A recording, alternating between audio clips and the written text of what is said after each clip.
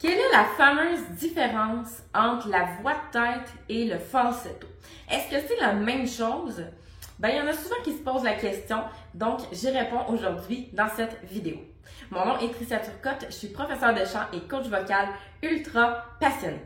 Je t'invite dès maintenant à aller t'abonner à ma chaîne YouTube et à aller activer la petite cloche pour t'assurer de ne rien manquer des prochaines vidéos qui vont sortir ici sur ma chaîne. Tu peux également te rendre sur mon site web triciaturcotte.com où tu retrouveras tous les accompagnements vocaux que j'offre. Donc, la fameuse voix de tête, tout d'abord, on va essayer de décortiquer ça un petit peu et on va décortiquer par la suite le falsetto parce que j'ai souvent entendu dire des gens « Ah, c'est pas la même chose ». Ben, en fait, c'est vrai que ça se ressemble, mais il y a quand même quelques petites différences. Donc, si on parle du point de vue anatomique, donc les cordes vocales vont être accolées quand on va être en voix de tête, ce qui veut dire qu'elles vont vibrer quand tu vas chanter finalement. Donc, les cordes vocales vont aussi être plus fines, plus allongées. Et également, ça fait en sorte que quand tu chantes en voix de tête, tu peux quand même arriver à avoir une certaine puissance vocale. Donc, c'est pas vrai. On entend souvent dire « Ah ben non, quand je suis en voix de tête, je chante pas fort. » Ben, fais attention de ne pas mélanger ça avec le falsetto. Parce que oui, en voix de tête, tu peux quand même avoir une certaine puissance vocale. Ensuite de ça, quand je suis en falsetto, ben là, c'est un peu l'inverse. Donc, les cordes vocales ne sont pas accolées. Donc, ressemblent un petit peu plus à ça. Donc, elles ne vibreront pas l'une contre l'autre. En fait, oui, mais ça va être seulement l'extrémité. Et ça fait en sorte que vu qu'elles sont pas accolées finalement, ben l'air va passer plus facilement. Et c'est ce qui fait en sorte que quand tu chantes en falsetto, ça sonne beaucoup plus venteux, qu'on va appeler. Donc, comme ça. Donc, on entend vraiment l'air qui s'échappe. Au niveau des termes qu'on peut utiliser, en voix de tête, en fait, ça fait partie du registre. Et, comme on le disait, elle peut être puissante.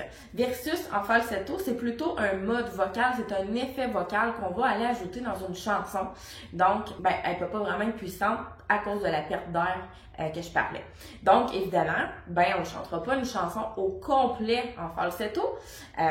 On ne chantera pas non plus une en voix de tête, mais quand même, c'est un peu comme le vibrato, on veut pas en abuser. Donc, si tu chantes toute la chanson comme ça en voix de tête tout le long, ça risque d'être longtemps. Et en plus, ça peut être dommageable à long terme dans le sens où il y a beaucoup d'air qui va aller justement au niveau des cordes vocales. Alors, ça peut créer une fatigue plus rapidement si tu es all the time en falsetto.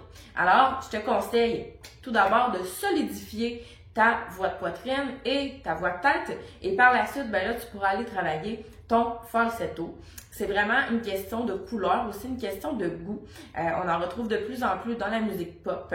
Je te fais un exemple d'ailleurs avec Cry Me a River de Justin Timberlake. Donc, si on entend par exemple dans son refrain Cry me a river, cry me a river. Alors là, je suis vraiment en falsetto à ce moment-là. Versus si je fais Cry me a river, cry me a river. Là, je suis en voix de tête. On entend beaucoup moins d'air que Cry me a river quand je suis en falsetto.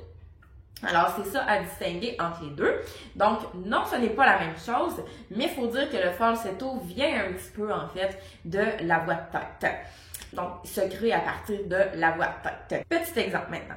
Alors, si tu veux arriver à travailler ton falsetto, tu me dis, oui, moi, ma voix de poitrine, elle est bien solidifiée, ma voix de tête aussi, je suis prêt pour le falsetto. Tu peux vraiment penser à comme quand tu te lèves le matin, tu t'étires et tu te bailles. Tu vois, c'est vraiment venteux. Alors, je suis en falsetto. Même chose si je soupire. C'est un peu le même principe que s'étirer, c'est le même son, mais peut-être un ou l'autre va être plus facile pour toi. Alors ça va t'aider à aller pratiquer ton falsetto entre autres. Si je te fais un exemple maintenant, donc deuxième exemple, pour différencier la voix de tête versus le falsetto. On l'a vu avec Cry Me a River, mais si je te le fais exemple sur un I. Très venteux versus I. Où là, je suis en voix de tête. Je peux la faire aussi fort. Encore en voix de tête, un petit peu plus puissant et là je suis en falsetto versus voix de tête. Alors, j'espère vraiment que ça t'aura aidé aujourd'hui à comprendre la différence parce qu'il y en a souvent qui mélangent les deux. Voix de tête et falsetto, oui, ça se ressemble, mais il y a quand même des différences.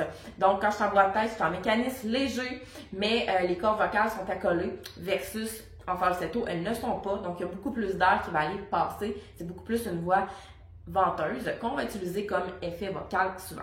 Si tu as des questions, commentaires, laisse-moi les savoir juste en dessous et on se dit à très bientôt pour une prochaine capsule vocale!